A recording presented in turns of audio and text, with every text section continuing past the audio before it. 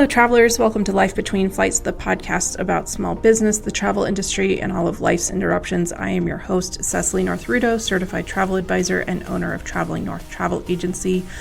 2026 has been a really amazing year so far, and it just continues to surprise me to have new clients reaching out and old clients reaching out. And it's just been, it's been such a great time to reflect and appreciate my clients and all of the people that have trusted me with their travels, their vacations, their business travel for the past 11 years. And I have a friend who has started an appreciation kind of group on Facebook. And so I've been seeing her do these appreciation posts and gratitude posts for clients and friends, and just taking these little moments out of your day to appreciate the people in your life, have gratitude for what we have in our life, especially as small business owners.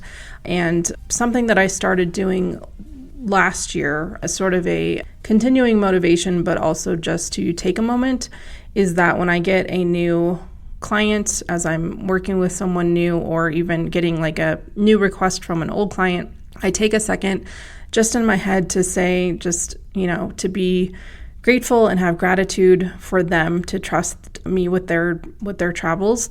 And I think it's really just changed my outlook on getting those requests, and even if it can feel overwhelming in the moment, because as I said, 2026 has been an amazing year, and I've been getting a lot more travel requests this year, this time of year, than I normally would have. And I think just taking a moment to be thankful for it and to realize how lucky I am to have this business. And I have amazing supporters and amazing friends that are cheering me on along the way. And so just wanted to share that little tidbit, and just helping to reframe our mind sometimes, because sometimes if we get another request or there's 17 million other things going on, it's really hard to be thankful when we're getting new business, and to kind of just appreciate it in the moment for what it is.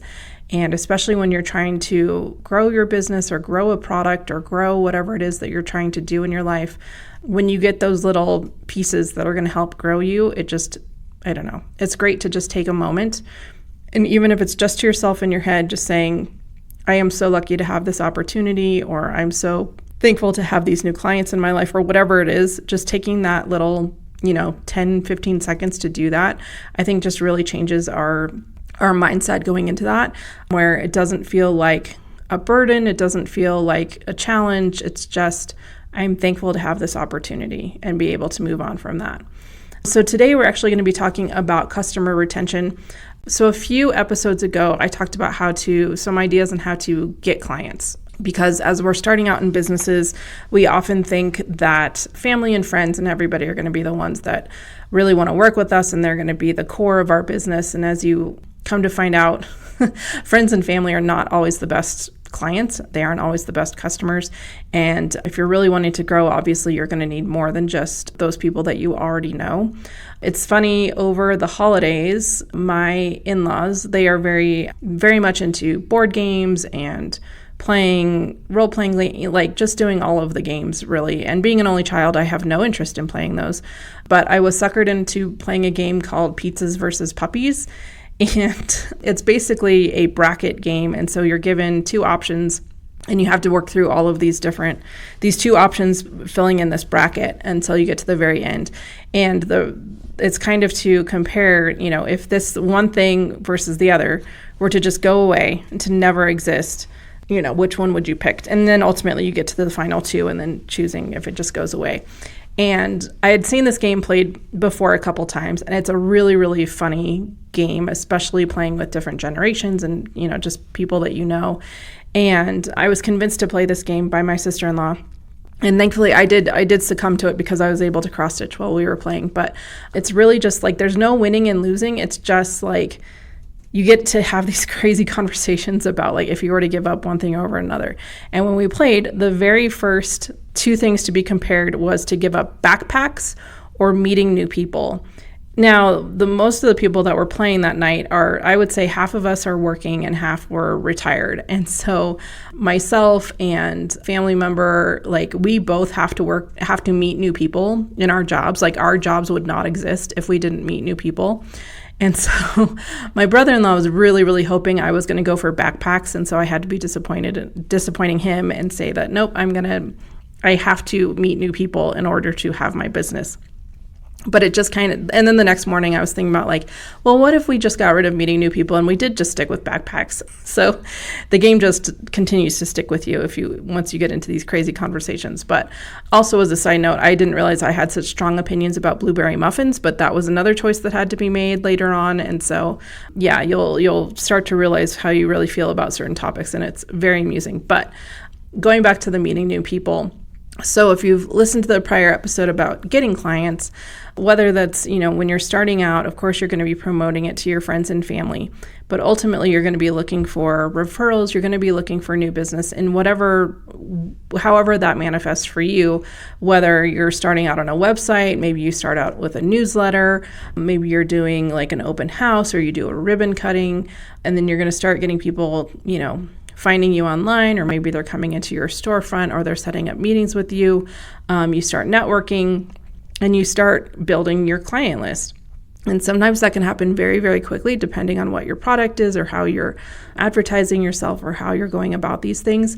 Sometimes it can take a little bit longer. I know for me, like I've had friends that they've been on my mailing list for a good 8 years now, probably, and they just booked a trip with me maybe a year ago. So sometimes it can be a very, very slow burn to get to those clients. But let's say you've been super successful and you now have this great client list and you're starting, getting the clients is not the problem. But how are you going to retain your clients? How are you going to keep them coming back? And that's definitely something that, as I've talked about many times, is like, when you're doing your market research and seeing the saturation of the market for whatever it is that you're offering. Now, I know in my area, there are several travel agents and, there's several local Facebook groups that whenever somebody asks for a travel agent, I have friends and clients that will obviously share my information. And then there's a good handful of other agents, maybe 5 to 10, that are consistently referred, in addition to myself. Usually I'll get tagged in it if I don't see it myself. And then there's at least another 10 agents that are also being tagged, in addition to all of the agents that are, promoting themselves or there's just, it also kind of depends on what people are asking for. I don't always put in my information because based on what the people are asking for, I might not be the right fit for that. But that's part of retaining these clients, is that you understand how you guys work together. And obviously, if they've worked with you once and you've given them a great customer experience, they're going to want to come back. Of course, there have been people that I have worked with that, either found a better fit for a different travel agent, or maybe they're just, nothing was wrong with the trip necessarily, but maybe they just felt like they could do it on their own, whatever the case may be. But the very first thing is to start understanding your customers. So this definitely helps with when you are taking in your customers. A lot of agents have like an intake form, and it'll be asking your clients, like, how do you like to travel? Who do you like to travel with? How often do you like to travel? Do you have preferred airlines? Do you have preferred cruise lines? Do you have preferred places that you like to travel to? Whatever that form is, and also keeping an ear out or an eye out for offers that that your clients are already going to be interested in.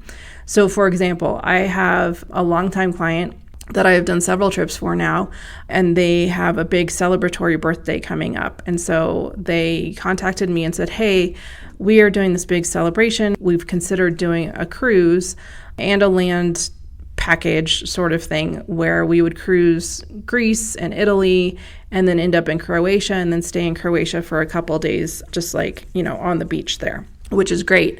And also knowing that they have a very specific timeline because they're traveling with friends and family and having to work around schedules and school schedules and all of that stuff.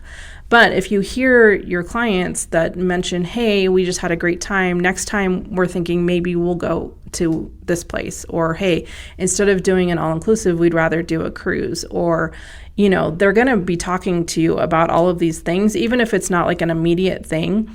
But if you can keep your eye out, and let's say you get an email from a supplier and it fits what your clients are looking for, it's a great time to forward that information to them or contact them and be like, hey, I know we've talked about this in the past, or you've been interested in this kind of vacation. This great deal just came into my inbox. I just wanted to share it with you. But that's showing that you understand your customers, and it's showing that you are listening to the things that they are asking for, and they're not even having to say anything extra to you. You know, they might have mentioned it in passing, or they might have mentioned it to you in some way.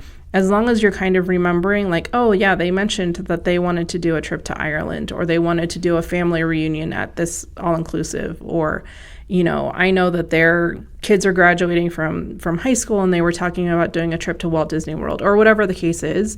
You're going to be understanding what your customers want. And if you can almost, it's not necessarily mind reading. The whole like reading people's mind things just really bothers me, but just paying attention to those little comments that they make, making a note of it so that when you are, you know, maybe it's been a while since they've traveled, or maybe it's been a while since you've heard from them, you could reach out and just be like, hey, I just got this great deal in my inbox and made me think of you.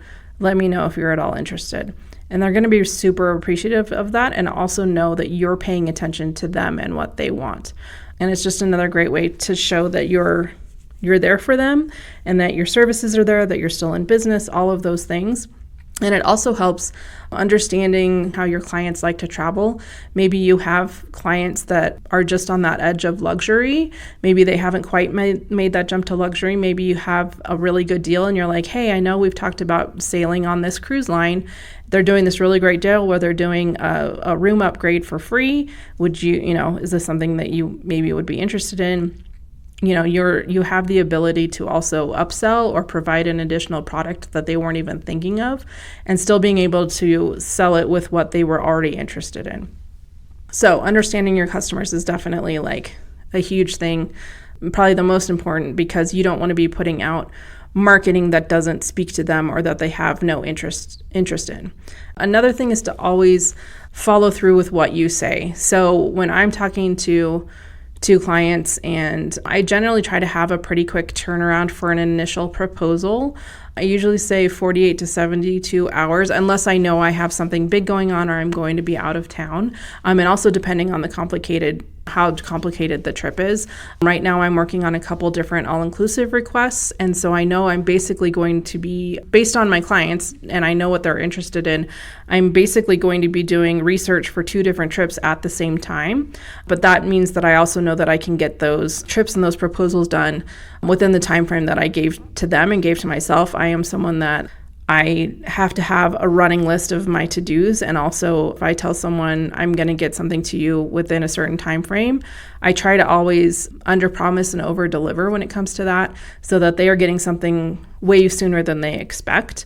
And also just with how travel is and how dynamic pricing is, especially if there's a last-minute deal or there's something like that, I'm going to stay as true as I can to my word, because I know that, you know, sometimes these deals we get don't last very long. They might last 72 hours if we're lucky.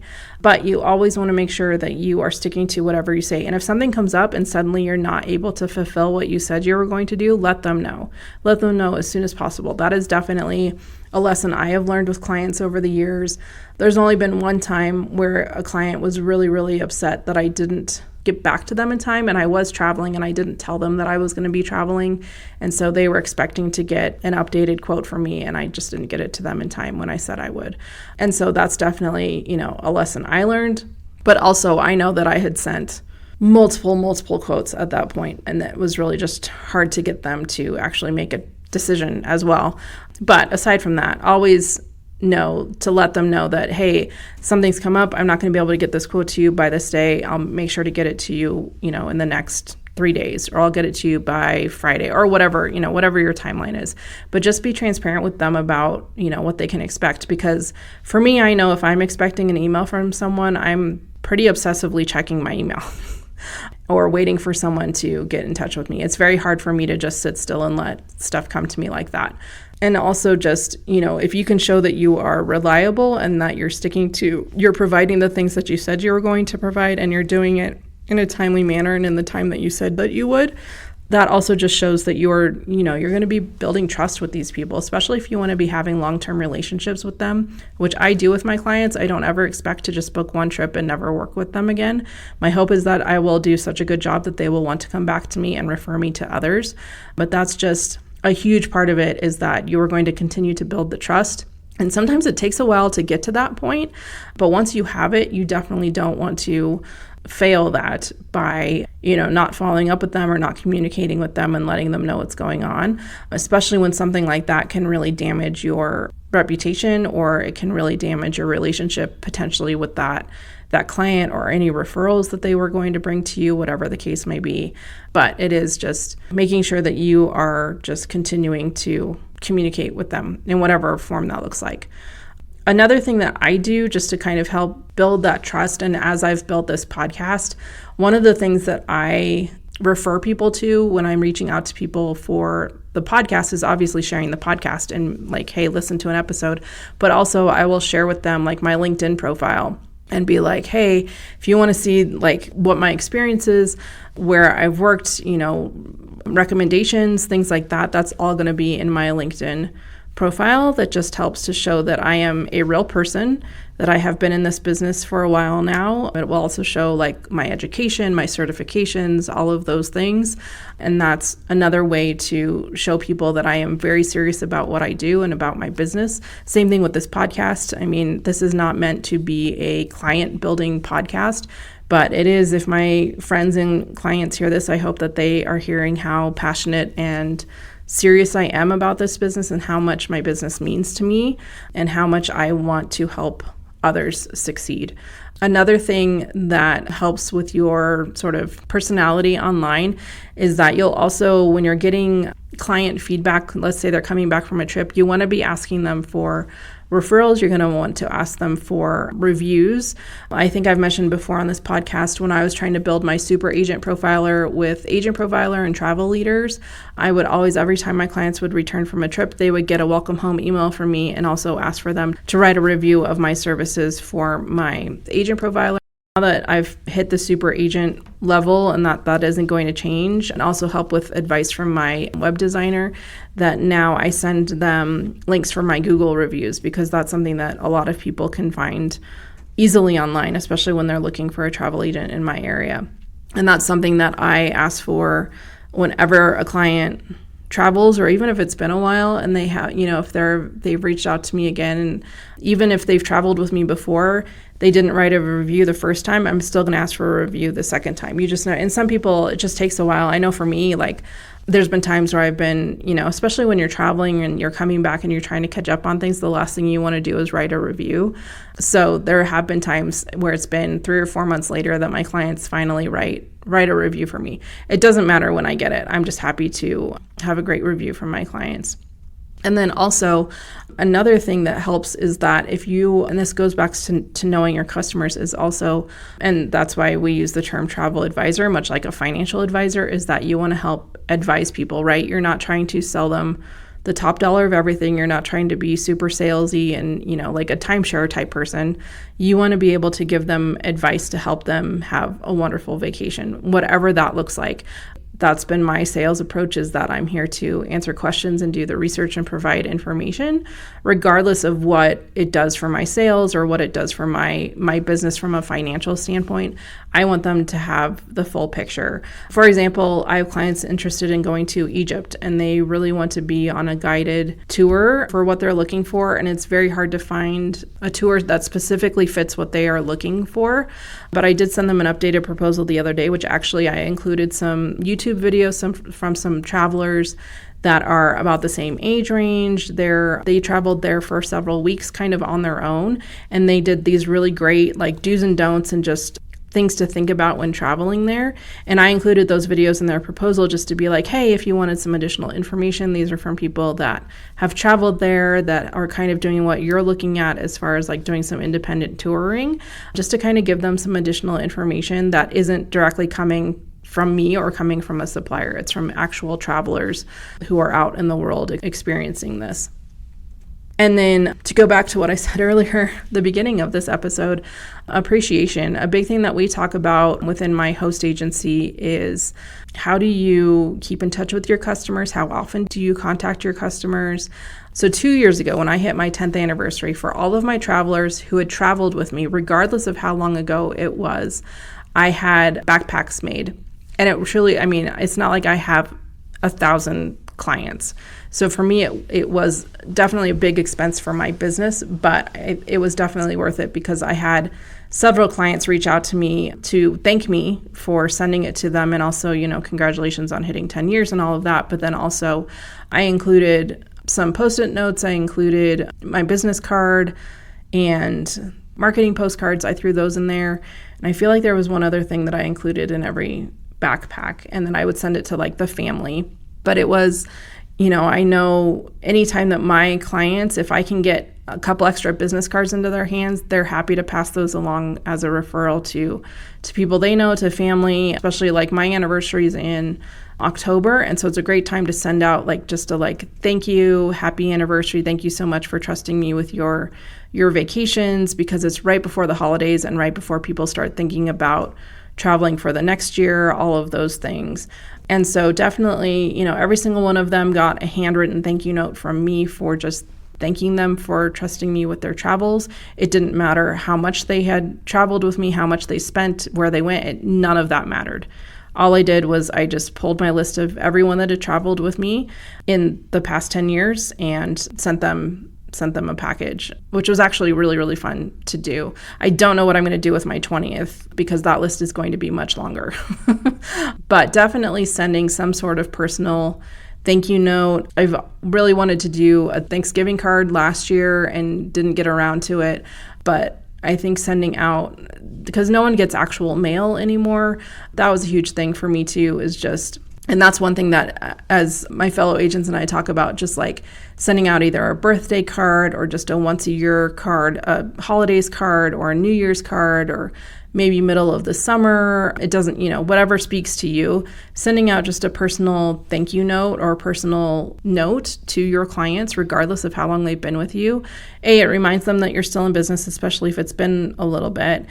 B, you can include your business cards or your postcards or whatever it is that you're marketing yourself with. You can send those as well. I've done refrigerator magnets in the past as well. I've sent those out to clients. There's a whole bunch of things that you could do. You could send out stickers, whatever, or you could send, if you have stickers with your QR code on it, something that they can share with other people. But that's a really great way for your clients to remember that you're around if it's been a minute, or of course, if your clients that, book with you all the time, just again, is showing that you're grateful for them and their business. Of course, you can always, depending on your business, recognizing your top customers, or if you're working with a certain business, like I know for our local chamber that I'm a member of, whenever a member of the chamber renews, they always do a social media post of thank you so much for renewing or being a member, or whatever wording it is that they use, but just shouting them out on social media, which is also just another huge support for that business, right? Because they're being tagged in it. That one's also great. And you'll see on my social media, I'll post if I've hit top 25, which happens occasionally, or at the end of the year, knowing if I've hit 5-star or not, promoting that for myself. But just being able to recognize, your employees or your customers in some way like that is also really fun. Of course, you always want to follow up with your customers, your clients when they come back from a trip. I always schedule, I know some agents will send a postcard. Generally when the clients are leaving for their trip, they'll send a postcard so that it's in the mail when they get back that just says, welcome home. I hope you had a great time. Again, asking for a review, asking for referrals. But you can also, if you send out an email, which you can do through Travify or TravelJoy or anything like that, asking for a review, asking for feedback from their trip. I have a client that sent me totally unsolicited feedback on everywhere that they stayed on their trip to Hawaii, which was amazing because it was all stuff that you would never have known about reading online. It was very much their personal experience of every resort and just kind of their excursions they did, all of that kind of stuff. It's such a wealth of information that I'm able to share with my host agency and share with other agents to help them in planning trips too. I always ask for feedback from trips. I always ask for referrals and please write a review, all of those things. Because again, that's going to continue to help spread the word about you and build up your business in a positive way. And I know within my host agency, we've talked about this before. I have never personally done this. However, I think it could be interesting. I would just need to know the right questions to ask. But you can send out a survey, right? And we get these all the time in email from I got an email from the place that I got my car from. They sent me a survey. I bought my car 8 years ago and they're still sending me surveys. And so I always say you don't want to be super pushy, but especially if you want to know about a property that they went to, or, is this a new supplier for you? And you kind of want to know what your client's experience was with them. That's a great way to find out. That's a little more formal than just asking for their opinion. And I just talked to a client, they did a Cosmos tour several months ago, and we just hadn't been able to catch up.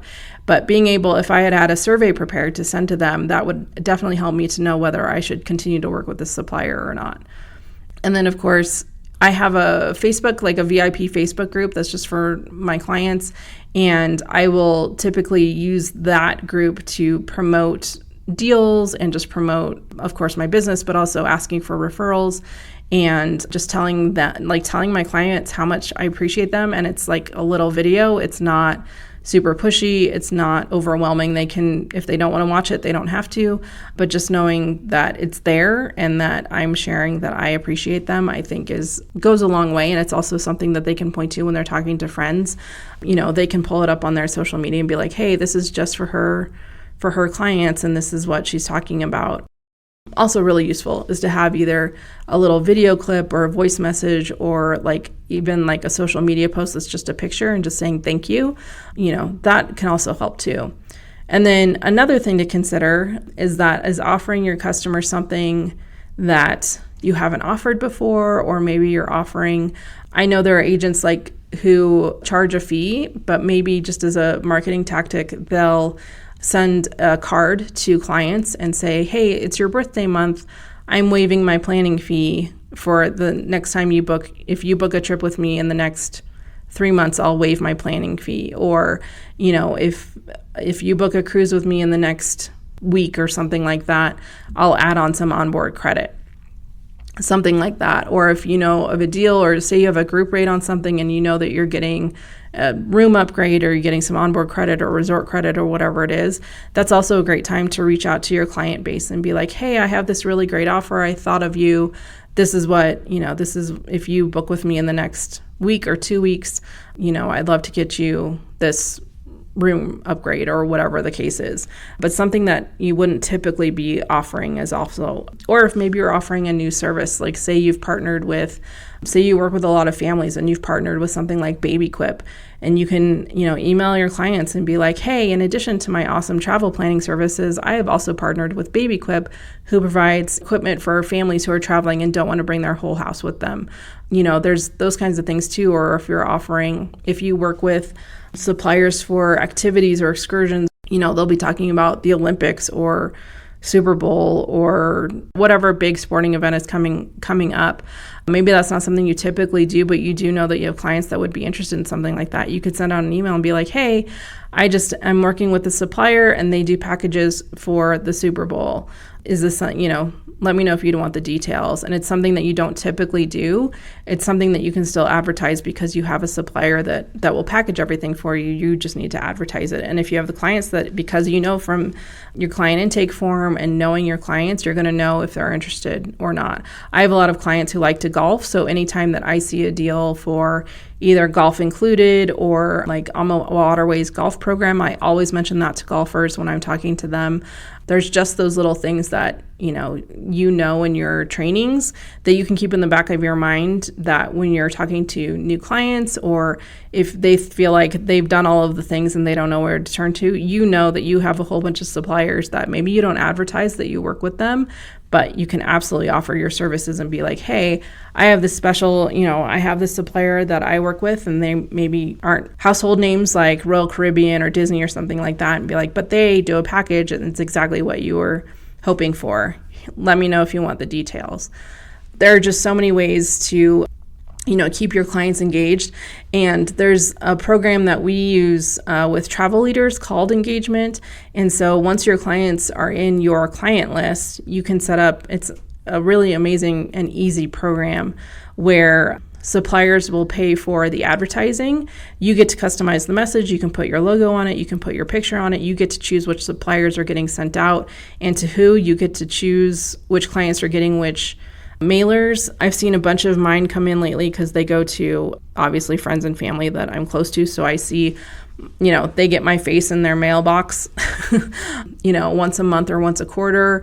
Sometimes these beautiful magazines show up. I have one client that, these luxury magazines will show up. My name and my info are on them, but she uses them as coffee table books. And she has a lot of friends that travel a lot. And so, that's another thing. Like I always keep, even if I'm getting my own marketing or say my parents get my marketing, I know they know me, they aren't going to be interested in the stuff that they're getting. I will take all of those postcards. I actually keep them in my car because if I'm out and about or I'm going to a networking event or something and I end up talking to somebody, I slap my address label on the back, cover up whatever address was on it. And I use those to pass out to people because it's something tangible that has my contact information on it. And it's more info than just handing out a business card. Those things I find really useful to have at events or when I have a table at something. That's something else that not only is that going to clients that I currently have that keeps them updated on deals and all of those things, but it's another thing that I can take for new clients or talking to people that are referring me to a new client where they'll be like, hey, this came in my mail today. Look at this beautiful magazine. Oh, it makes me want to go here, here, and here. Which when looking at the luxury magazine today, that's how I was like, yeah, I want to go do all of the things in this magazine. So with that, I hope that this has been a helpful discussion and hopefully some inspiration on some things that you can do to help retain your customers. There are some stats out there that keeping a client takes less time than finding a new one. It takes less time and money. And I will definitely say this year, I have clients reaching out to me that I have now been working with for 10 years, almost, I've been in business for a little over 11 and a half years now. And people that have been with me since the very beginning continue to reach out and continue to work with me because I do a lot of these things. They are seeing my face. They know I'm in business. I'm reaching out to them when at least once a year, if not more often for some of my clients. They know that I'm going to get them pricing and information in a timely manner and that I'm going to communicate with them and know that they're getting good information and that they're getting the best deals and whatever it is that they need for their vacation, that they're getting all those pieces taken care of. It really, really shows that if you're as committed to your vacation as your clients are, your business is just going to explode. So with that, I will stop rambling for today. I hope this was useful. If there's anyone out there that you think could benefit from a discussion like this, please share with them. With that, I hope you have safe travels and may your luggage follow you wherever you go.